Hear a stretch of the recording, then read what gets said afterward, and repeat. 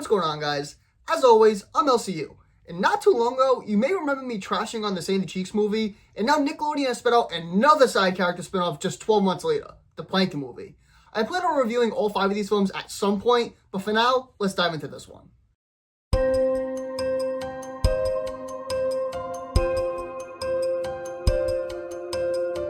When it comes to the plot, I must be honest, I don't really have many good things to say about it.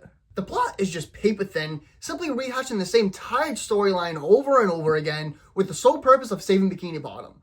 This concept has been thoroughly explored and overused, and the only difference between them all lies in the title of the film. It's called The Plankton Movie, but in reality, it should have been titled The Karen Movie because she's essentially the main focus. As you can imagine, with such a drawn-out plot, the film proceeds mechanically, lacking any originality except for its musical numbers, which I'll discuss further in a minute.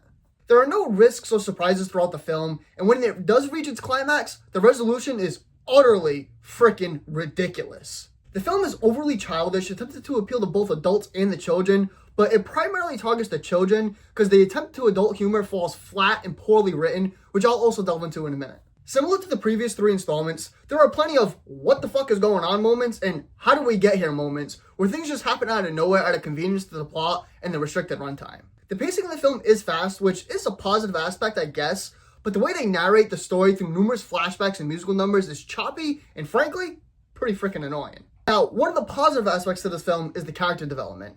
I particularly enjoyed how they portrayed Plankton's menacing character, highlighting his evil, unappreciative, hateful, and misogynistic nature. They also provided a subtle backstory for him and Karen, explaining why he is the way that he is due to him being bullied and being an outcast in school. This backstory helped create the fabricated relationship between him and Karen. One of the few things I think this film had going for it, and I don't even think it really realized it either, was the underlying secret of Plankton having a good key to taking over due to him having Karen all along, but because of his mistreatment of her, he never realized it was right underneath his nose all along. The last positive aspect is Karen herself, to an extent. She was always sidecasted in the show, and it worked in that way for that style of entertainment. But in this film, she plays a more prominent role, showcasing her importance to Plankton. However, one of my biggest questions about this movie is why they didn't simply call it the Karen movie since she was essentially the star of the show. Yes, it is the tale about both their backstories combined, where they share a joint star role, but it feels like they named the film Plankton because he pulls more weight and they wouldn't have to rehash the same title saving Bikini Bottom again. They completely missed the mark and squandered their opportunity to capture these 2 characters effectively. Outside of these 2 characters, the rest of the cast is largely disposable, including SpongeBob. Very unfortunate. In the Sandy Cheeks movie, he felt like a mere plot device to keep the film moving and entertaining for diehard fans like me. However, as a massive fan of the show, he couldn't even save this or the last poorly made movie. In fact, he's quite horrible.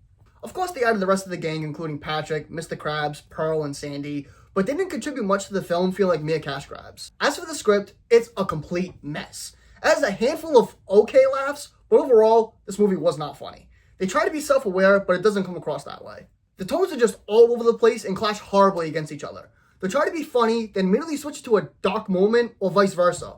Or they'll try to be dark and then drop a random musical number. It was just all over the place. When it comes to the animation, it was just fine. Nothing really stands out, but it is tolerable and competent.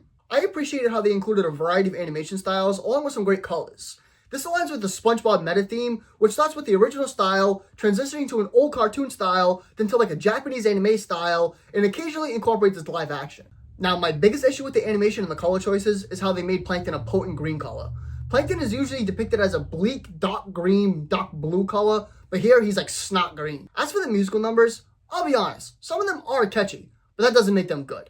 I can appreciate that they put a lot of effort into them, using them to expedite most of the plot through the musical numbers.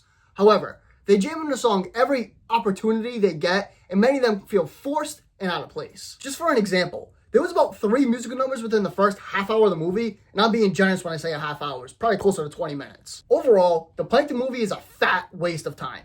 I do think it's a touch better than the Sandy Cheeks movie, but not by much. The Plankton movie gets a flimsy 2 out of 10 from me. Let me know what you think about the Plankton movie in the comments below, and let me know what film you'd like to see me review next. See you guys in the next one.